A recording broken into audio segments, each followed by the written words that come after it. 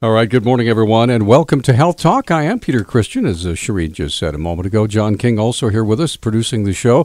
Mark Wakai is joining us, though. He's the Regional Chief Operations and Strategy Officer with Providence Health and Services, Western Montana region.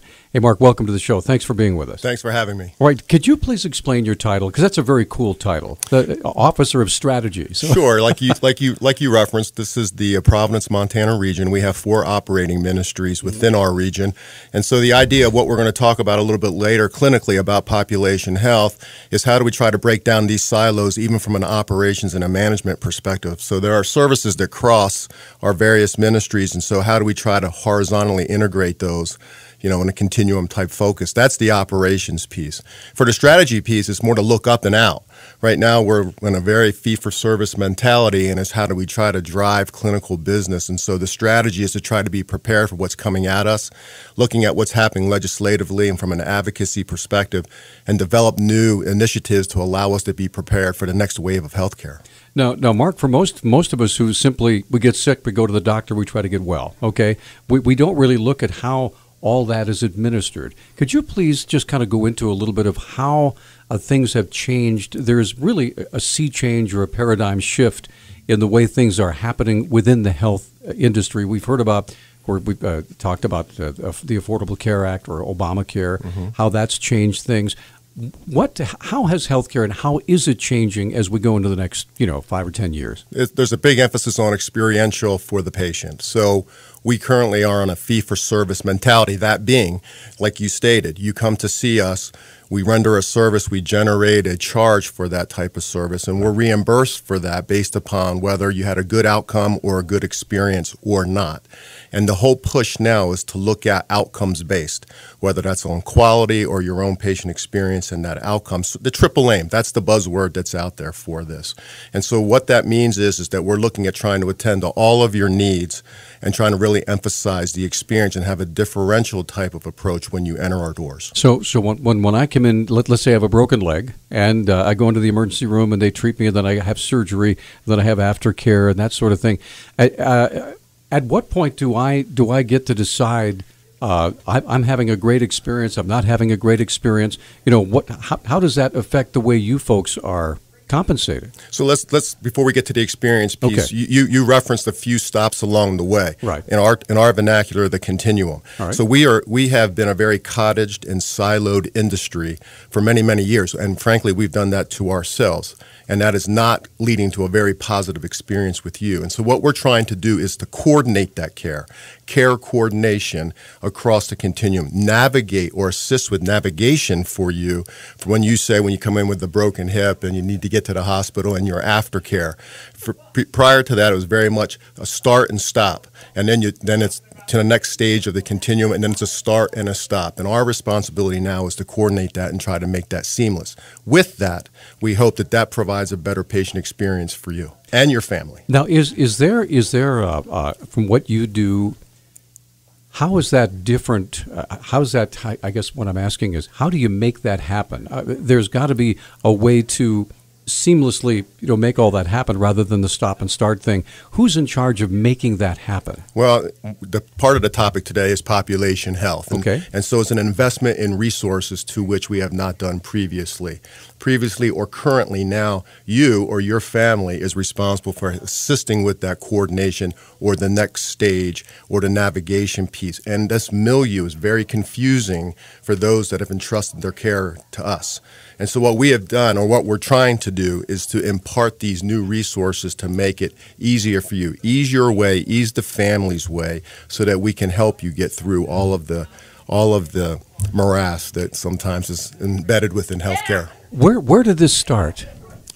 As far as this idea, what was the genesis of this idea that said, was it a fact that people all of a sudden weren't happy with hospitals, or was this something that was imposed upon you, or something that you decided to do because it's simply better business that way? I think it's a level of consumerism certainly for the purchaser.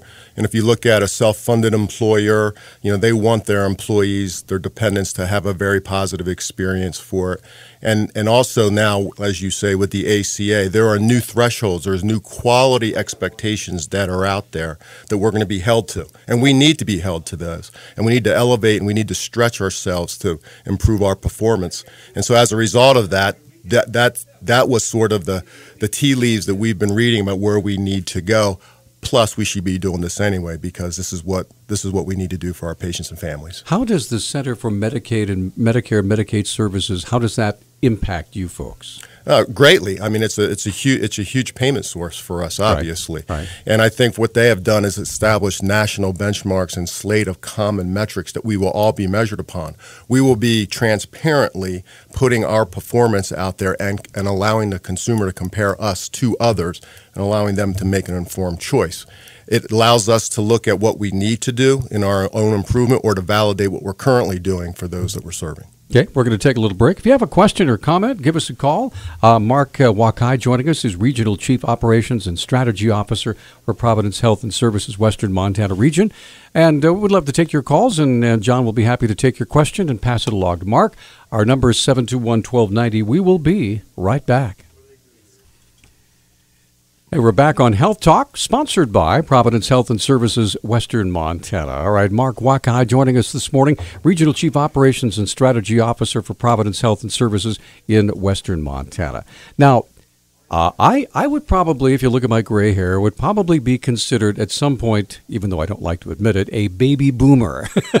How are people like me affecting what's happening at Providence from your point of view? Well, we go back to the concept of consumerism.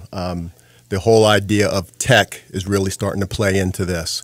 They want the care when they want it, how they want it, at their convenience. So we're a little fussy, are we? No, it's really taking the level of consumerism higher, right? You're not just sick 8 to 5 if you're going to go to the provider office, and we certainly don't want you, unless it's an emergent situation, come to our emergency department for it. But the idea of those working, during those time periods, having extended care hours, walk-in hours, same-day access, and if their results do not have any negative consequences, being able to get the results of your testing on your handheld device. So it'll be more of a convenience to you, and you'll be able to get that and trend that and be able to communicate with your provider without just having to make an appointment and coming in and sitting into the waiting room to have that quick conversation. You can communicate online with your provider. Could you please ease the fears of people who are concerned about having their medical records electronically saved? Because I know that people are wondering, oh gosh, are they safe? Are they secure? That sort of thing. Can you address that? Yeah, that's a big concern for everyone, and we want to assure everyone out there that there is this high level of protection and confidentiality with your medical records. It's called HIPAA. It's the Healthcare Improvement and Protection Act, and we are held to a very high standard, and we will do that with all of our patient information. I know that as we get older, we do suffer from some chronic diseases, arthritis, basically things like that can be cause a lifetime of treatment. So how are you changing things to try to treat those types of diseases? Great question. What we've been doing has been very reactive in our approaches. We've been waiting for you with this chronic disease to enter our doors and then for us to treat you with the knowledge and skill of our providers. Right. What we're doing now is taking information, whether that's environmental, prior claims history, and looking at predictive factors that you may have and being able to stratify those and be able to look at pinpointing our resources to proactively address those before it gets to a stage where it's out of control. Now, is that part of the medical home initiative that I've heard so much about, where people will actually call me and say, hey, how's that arthritis doing? I know we had a treatment a couple months ago. How are you feeling? Do you need to come in? Have you finished your medications? Do we need to refill those? I mean, is that happening right now? Yeah, patient-centered medical home is a great concept. It's very foundational in this population health, clinical integration, and accountable care approach. It's taking additional resources and wrapping them around the patient beyond just having the physician in the room. For example, a diabetic educator or a pharmacist or a care coordinator, et cetera. It's also looking at how do we look at reminders for you to help you be very involved in your own health care itself and getting the expertise from those extenders within the patient-centered medical home team to be part of your care. Okay, grab those headphones because we do have a caller. Let's go on the phone and say good morning to Catherine. Hi, Catherine. Hi, good morning. I'm just curious whether St. Pat's is going to be getting into the concierge or online via Skype or home visit services, which is a growing field in medicine. There's, several examples out there online now where people will, for a monthly fee, have access online to a physician. Yeah, I'm sorry, yeah. Go ahead.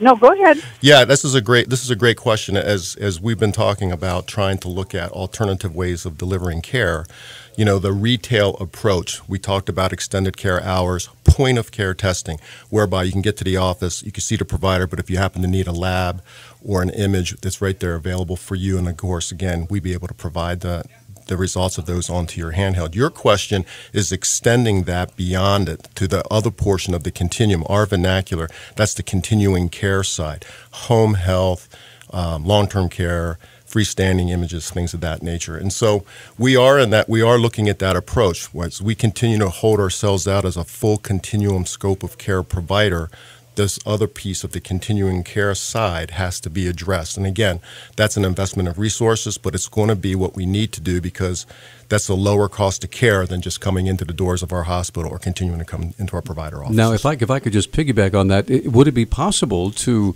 have the patient simply pay the hospital directly without having to worry about going through an insurance agency, whether it be Medicare, Medicaid, Affordable Care Act, or whatever, to simply pay directly for that service? Yes, you can.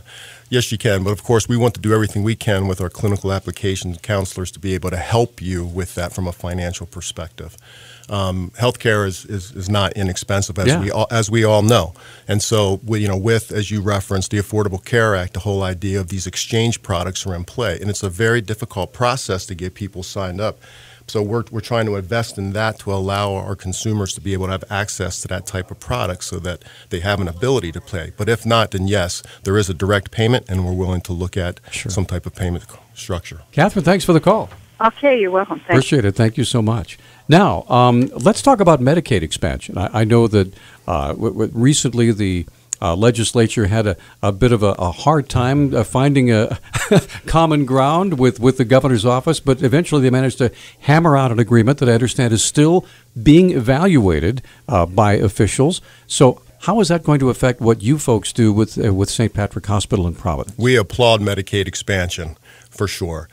We've been advocating for this. We feel, as we are told, about 70,000 Montanans now are eligible potentially for the Medicaid expansion. This bridges the individuals that currently have traditional Medicaid and those exchange products that we just referenced. So it allows these individuals to have an ability to pay when they enter our doors. Now, with them, this is a very vulnerable population as well. And so when you talk about population health and coordination of care, it falls right in the strike zone for what we need to do, because they need to have the ability to go through our system seamlessly, and we need to help navigate them and coordinate that because they have not had the ability to do so very easily before. Now, let me ask you this. When this all happens and there is a large influx of people who are able to go in and get care, is that going to weigh down the system? I mean, do you have enough people, nurses, facilities, clinics, to be able to handle the extra load that's coming our way? We are, in our estimation, we're already seeing them now. We're probably seeing a very high cost setting called the emergency department. Okay, yeah. What we're trying to do is trying to restructure where and educate them on how they get their care, which gets it into a lower cost setting like our provider offices. So will we need to have greater manpower in our primary care setting and our subspecialists to be able to handle it? Probably for access, yes, in our primary care, but that's a lower cost setting, and that's the appropriate place for them to receive that care. As you look ahead, maybe if you could just give me the 20,000-foot view, say 5 years from now, where do you want to be as far as providing patient care and patient satisfaction? I think that what we need to reference here is we keep talking about population health and treating a defined group of individuals that have entrusted their care to us, not just in our immediate area in Missoula and the greater Missoula area. We've incorporated a new company called the Northern Rockies Healthcare Alliance, which is a statewide accountable care organization. So now it takes the idea of broader geographies serving more individuals through a coordinated approach with patient-centered medical home as the foundational principle and a clinically integrated function in a fee-for-value type of approach, patient experience and outcome, and hold ourselves out to those expectations and be paid accordingly, sort of a pay-for-performance. Okay, go ahead, John. Yeah, since you brought up the Rocky Mountain Healthcare Alliance, Claire has a question about that. She wants to know what role it plays in rural critical access hospitals. That's a great question. Most of our market share comes from outside of Missoula anyway, so we have a strong reliance upon our critical access hospital partners. And through the entity, the Northern Rockies Healthcare Alliance, the idea of coordinating care not just from provider office to hospital, but from rural community into Missoula and back is a very difficult endeavor. And so we're looking at investing in the resources in a statewide approach which would benefit the rural communities, the critical access hospitals, and looking at other value-added services that they may want or need that we can look at together as a single consolidated group. Will this help those smaller clinics and hospitals stay open? Because we know that now some of them are closing because they don't have enough patients, that sort of thing. Will that type of approach help them to remain viable? We think so. We think it's part of it for sure. We want to look at how do we try to drive the Medicaid expansion patients or the exchange product individuals into there and look at a fee-for-value payment for them as well. And so with that, we want care to stay local. Their families are there, their support networks are there. So anything we can do to keep care local, we think will help those rural communities. You said that you were planning on bringing services that they might want or need, but probably don't have right now. What are the types of services that we're talking about here? Care coordination across the geography, maybe some informatics and data analytics that will help on that, pay-for-performance type approach. There's more data that can come in together that we can aggregate, and we can be a little bit more precise and specific what we need to do across different areas. There is a huge need as well, which we haven't talked about, in regards to behavioral mental health. We're seeing an increased prevalence of this. Even here in Missoula, we have a shortage of behavioral mental health providers for what we're experiencing. And we know when we get outside of Missoula, there's also going to be a need for that type of provider. We'll come back and continue talking about that. If you have a question or comment, you can make it on our Facebook page, or John will take your question at 721-1290. We'll be right back. And we're back on Health Talk. Just a few minutes left in our time together, talking with Mark Wakai, who is the Regional Chief Operations and Strategy Officer, Providence Health and Services, Western Montana Region. Now, we just kind of touched upon something a second ago about mental health services. And could you kind of expand on that a little bit and how you're trying to reach that population? As we discussed analyzing the data and try to stratify the data that we're receiving, our estimation, and we're looking at validating this, is that we feel that there's about 30% of the types of individuals that we're treating in the physical world that have underlying behavioral and mental health issues. And we need to do a better job upstream of putting tools in to evaluate that and get the patient in the appropriate track in the behavioral and mental health world. So when you think about that, of 30% or so of those that we are treating differently, we need to look at how we're going to address that. Now, saying that, we already discussed that we have a shortage of behavioral and mental health providers, and so we're looking at the recruitment for that. We're looking at extenders for that, sort of a similar concept of a patient-centered medical home, but in the behavioral and mental health world. And then also, how do we broadcast that out through a telepsychiatry or a telebehavioral health approach so you can have greater levels of access and provide that care to our rural partners? I would imagine that a lot of the mental health has to do with perhaps counseling, that sort of thing, and that can be done, as you say, long distance, right? It can be. Yes, it can. And so you're going to see an announcement in regards to our entry into the telepsychiatry, telebehavioral health world for it. There's a huge need for it. It's been unmet, And that's going back to the coordination of care. If we're talking about coordinating care with our provider offices to our facilities for the hospital, how do we coordinate the care in our physical and our behavioral and mental health world? We haven't done that. We've been very siloed in our approach, and we need to horizontally integrate that. Now, just one thing as an aside, I know that you're always looking for really quality people, and you're always looking for the best in the country, some as far away as the East Coast, right? Correct. Yet all of our searches are national searches. Missoula is a desirable place for people to come to. You keep referencing the smoke today, but it's an anomaly. Trust me. But there is appeal for this location, and I think if you go back to the strategy piece, they want to be out there on the forefront of the new initiatives. Believe it or not, we're almost out of time. If folks want to get more information as to population health, where can they go to get information on that? You can contact my office, and we have a team that works. We work together on this, and it's 329-2818, and we'll be glad to respond to you. It's been a pleasure. Thank you for stopping by. Thanks for having me. Very illuminating. And again, that's Mark Wakai. He's with, of course, Providence Health and Services. He's the Regional Chief Operations and Strategy Officer. That's going to do it for Health Talk today. We'll do it again on next Monday from 8:30 until 9, sponsored by Providence Health and Services, Western Montana.